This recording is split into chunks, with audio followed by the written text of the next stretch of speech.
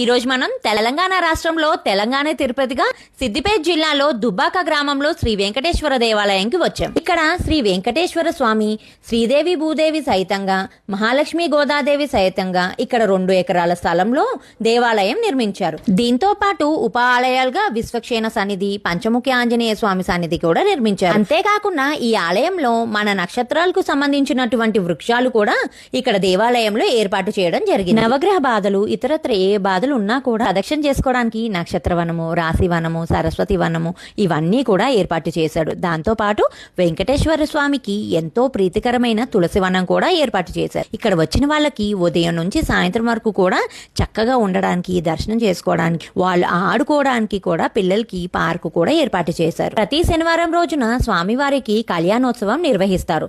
ఇక్కడ ప్రత్యేకత ఏంటంటే భక్తుల చేతుల మీదుగా నీటిని వదులుతూ కన్యాదానం ఇక్కడ చేయిస్తూ ఉంటారు.